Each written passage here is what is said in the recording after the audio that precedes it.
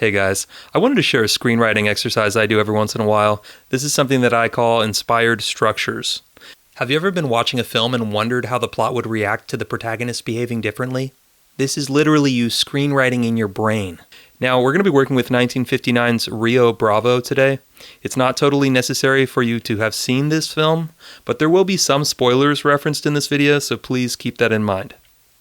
The very first thing that I do is I plot out the film structure into 4 bullet points. Here's what it might look like for Rio Bravo. Chance arrests Joe for murder.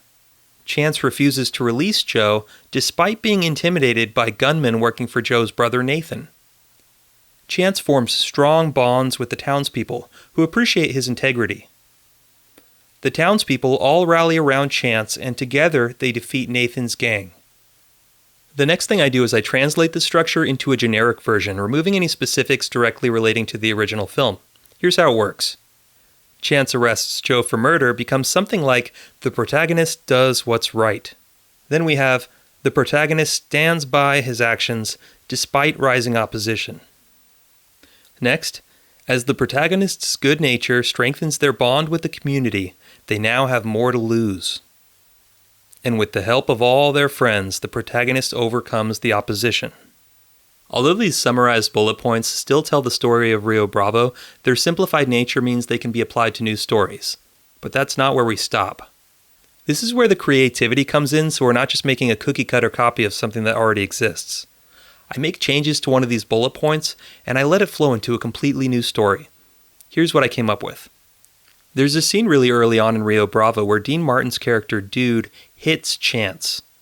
What if instead of teaming up at this point, Chance hit him back and accidentally killed him?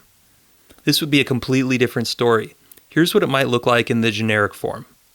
The protagonist makes a terrible mistake and tries to hide the evidence.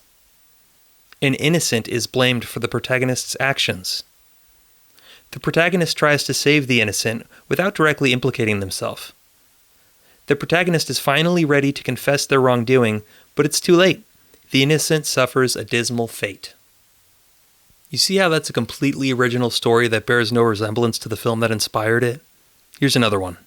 Imagine if Chance arrested Joe the way that he did in Rio Bravo, but then he got scared when he was intimidated by Nathan's gang, and he decided to release Joe.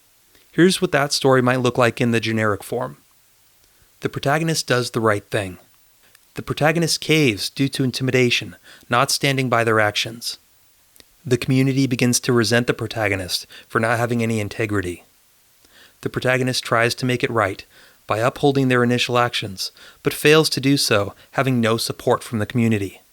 I've got 2 more for you. What if Chance never arrested Joe at all because he took pity on him?